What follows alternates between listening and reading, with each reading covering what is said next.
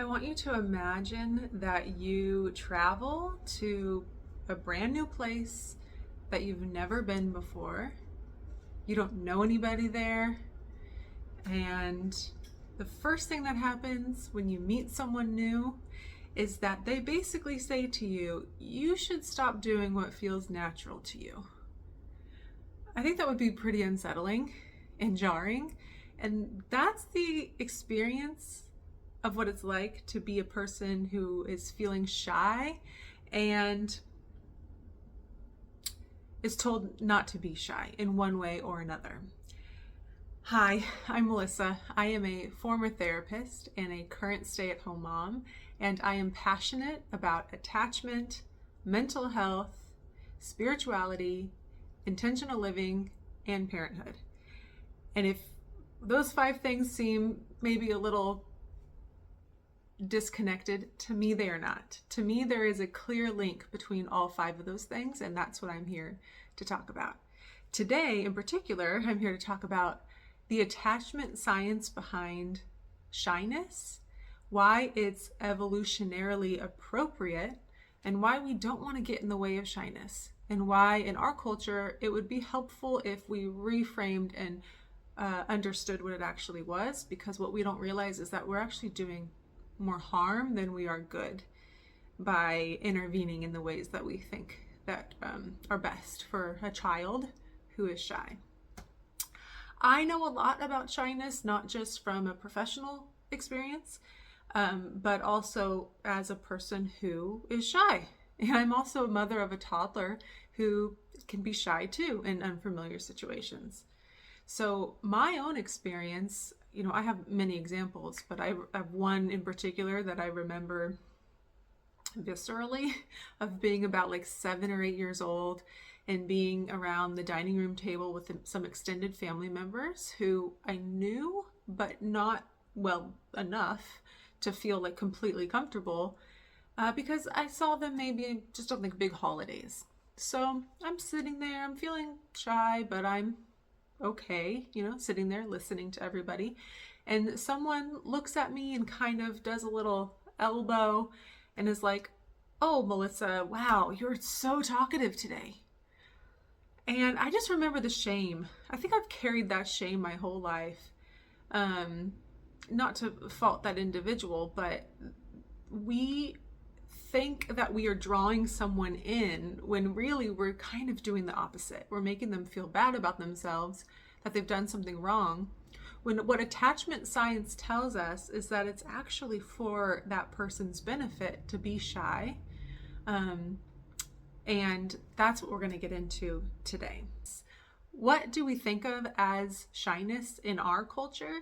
We think of shyness as nervousness, of anxiety. That if a child is shy in a new situation, and adults too, but we're talking about kids today, that if a child is shy in a new situation, it's because they just feel afraid of this situation. They feel nervousness, and they shouldn't feel that way because they should feel safe. Or maybe this is an inkling of a child who's becoming unfriendly or who already is unfriendly, or that this is the beginnings of a real social anxiety disorder. So we need to fix this. There's a lot of reasons why we do this, but that is sort of the narrative in our culture when we think of shyness. I even just put in YouTube shyness just to see what would come up, and it was just video after video after video of ways to overcome shyness and to stop being shy. And to me, this is actually harmful, and that's why I feel it's really important that we talk about it. So what is shyness? Why does it matter? So shyness is an innate primal instinct to stay close to your attachment figures for safety and survival. There's something inside of our little baby brains and bodies that know that the person who's responsible for our daily care is the person that we should stay close to. So if there's someone who we don't know that's coming into our orbit, There's something in us that says, you know what, pause, wait. Don't necessarily just go and form a relationship with this new person. You want to preserve the one you already have, as well as just like, see if this person's safe. This is a good thing. It is a good thing. We want to promote this if it's currently happening for our child. Maybe not promote, that's not the word. We want to preserve it if it's currently happening for our child. If you have a child that's not shy, then you probably didn't click on this video. And that's okay.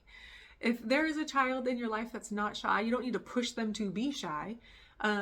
It's just, if it's happening, we don't want to thwart it. We don't want to get in the way.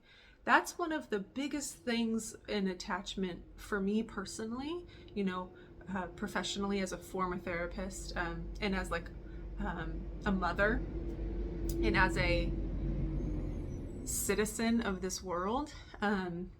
The thing that's really important to me is that attachment preserves authenticity. It preserves the way that a person is naturally designed.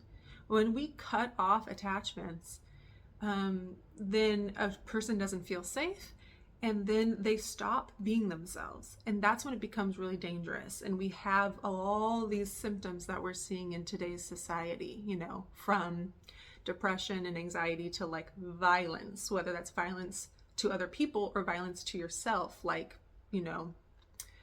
ending your own life. So to me, this is actually really important. That's why I'm saying I think it's actually really harmful and maybe even dangerous to get in the way of nature's attachment instincts. So, that's why I'm so passionate about all this. So if you're interested in hearing more about this, I highly recommend that you look up Dr. Gordon Neufeld. That's how I've learned a lot of this stuff myself, although I've done trainings from other professionals. He talks specifically about shyness in a way that I really, really appreciate and resonate with. So I would recommend that you would look more into that there, or like and subscribe to my channel, because I will be continuing to talk about all things attachment and its connection to mental health, parenting, and like I said, spirituality and intentional living, because to me, they're all connected. So we're going to get into the top 10 things to do and not do to help foster your child's confidence in these situations. But before we get into that, I do want to say that one thing that you might consider is that shyness is not nervousness and anxiety like we think it is. Actually, it's not an emotion. It's an instinct, like the instinct to eat or have sex or breathe. It's like, it's not an emotion necessarily. It's just something that bubbles up from inside of you, and it's just a drive to do. So we have this drive to be shy. It's not an emotion. So this person, and if it's a kid like my daughter, they will just stand there, hold their own space, and just stare. They're just gazing at this person, staying close to their attachment figure, but just holding their own and looking and gazing and not really engaging. To me, like, think of the confidence that requires to just hold your own and hold someone's gaze. So you might consider that your shy child is actually more confident than you're giving them credit for. So we'll begin there. But let's go ahead and get into the top 10 things to do and to not do to help your children in this scenario. Whether you are the parent or maybe you are the stranger meeting these kids out in the wild. Number 1, don't pathologize, judge, or shame a child who is experiencing shyness. Don't think or say something along the lines of, this shouldn't be happening, there's something wrong here. All of that is not helpful.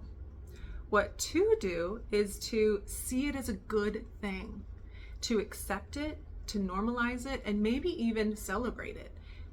You don't have to celebrate it, but like, yay, you're shy. Like, that's not quite it. But it's more just like with a steadiness inside your own being, whether you are the parent or this stranger that's meeting a child that doesn't know you, just oh, okay, that's their shyness instinct. That's their attachment instinct. Good for them.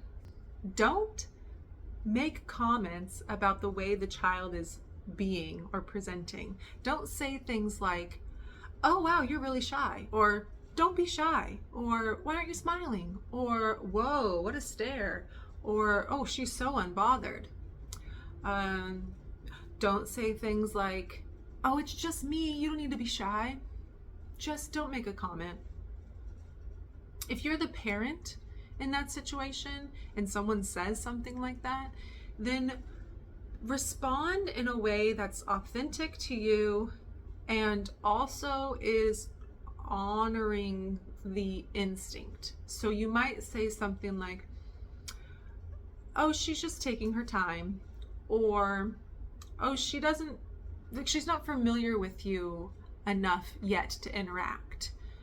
Or you might say something like, this is her natural instinct to stay close to me. It's a good thing. Let's shift the way we talk about this in front of our children and to our children. The next don't is don't take it personally. If a child is shy around you, don't take it personally. I see this a lot. And of course, maybe I'm misunderstanding, maybe I'm projecting onto this person, but it seems to me that oftentimes people are sort of taking it personally, like, oh, don't be shy around me, it's okay.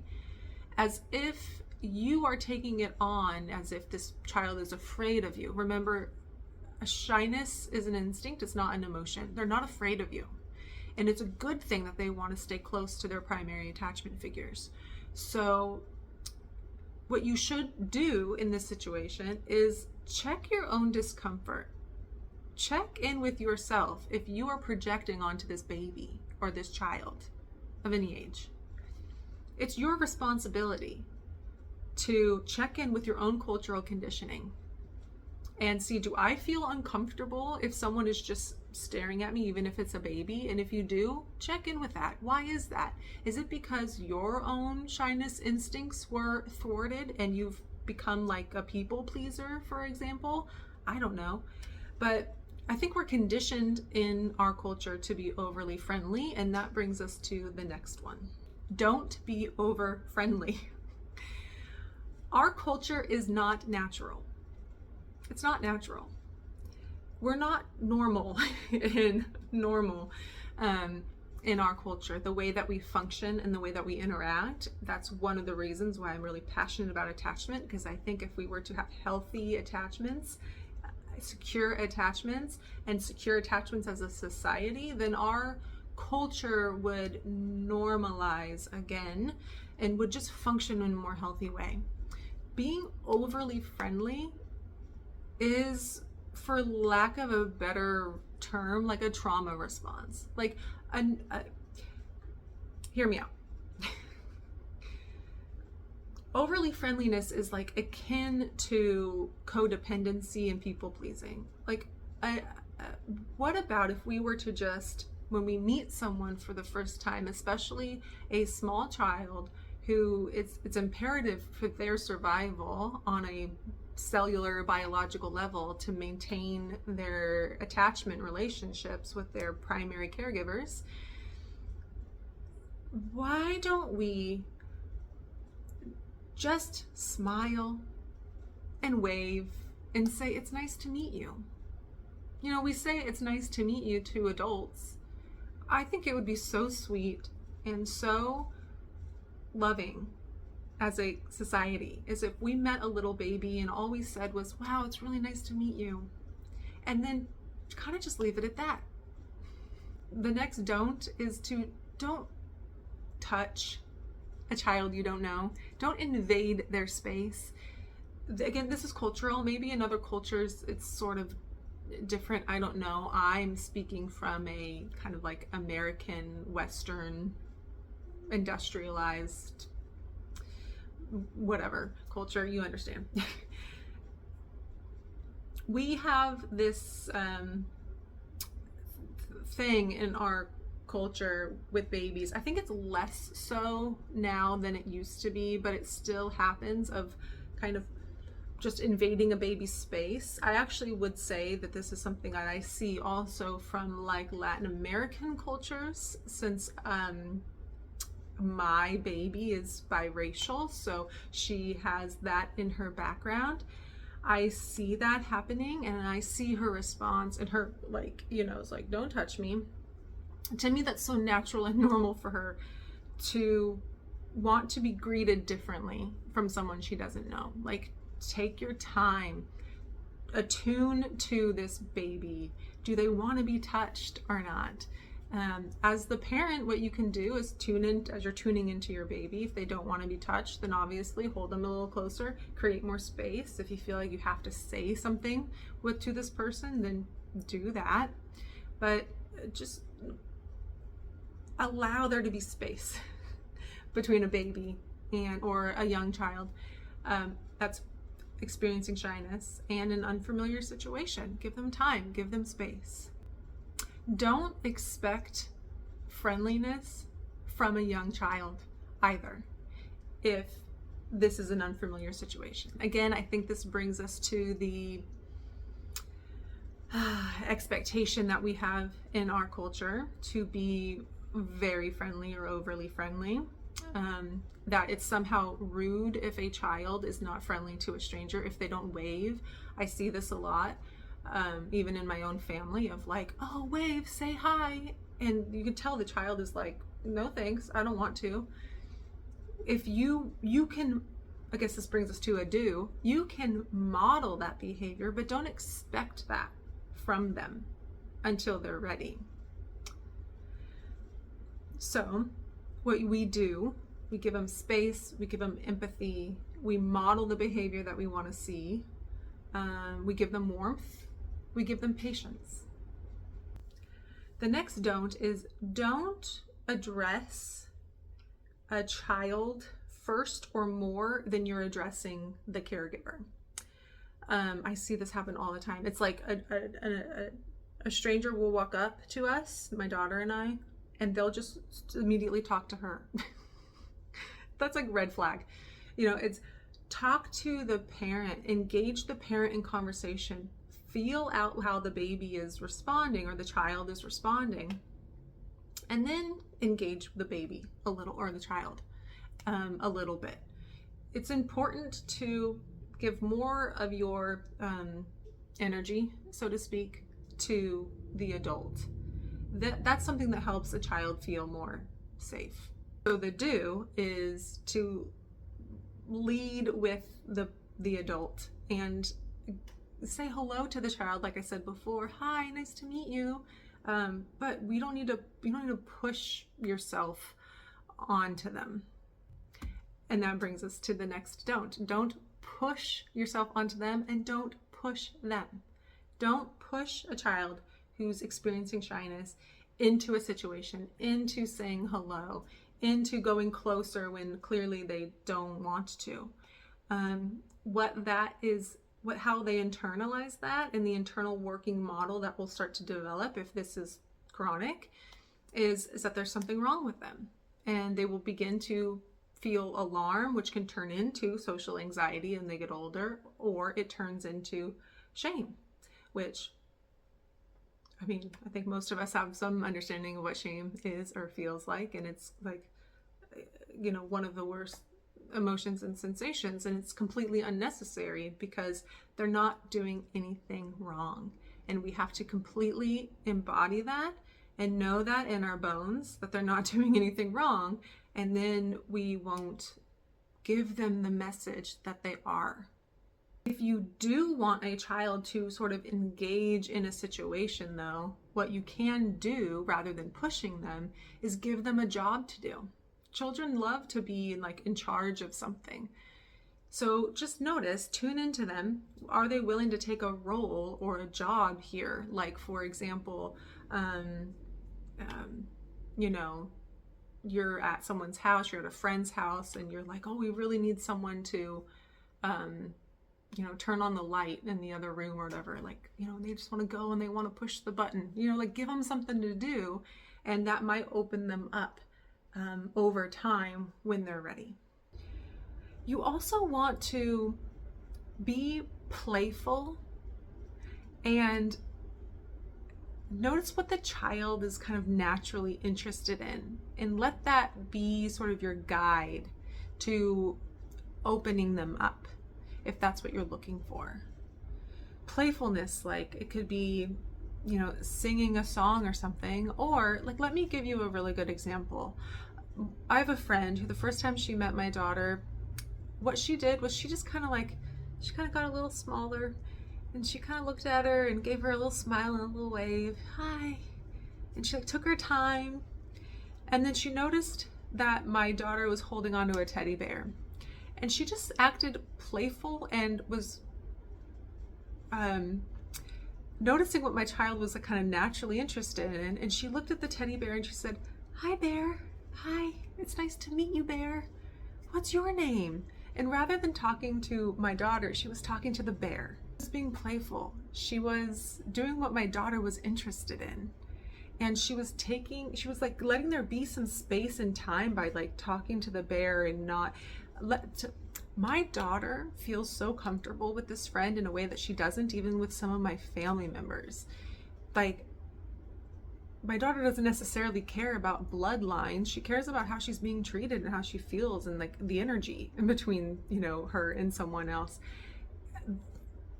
I one time had to go outside to like talk to someone, and my friend was over. This was only the third time that she had ever been over.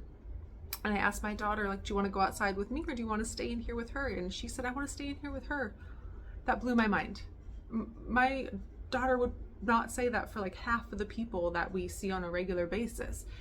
There's something about, this friend is great, but the way that she interacts with her, the way that she gives her time and space and warmth and patience and is playful, and that works. It's like the special formula with kids, and it helps them to feel like they can open up and they can be themselves, and they can feel more maybe confident in an unfamiliar situation.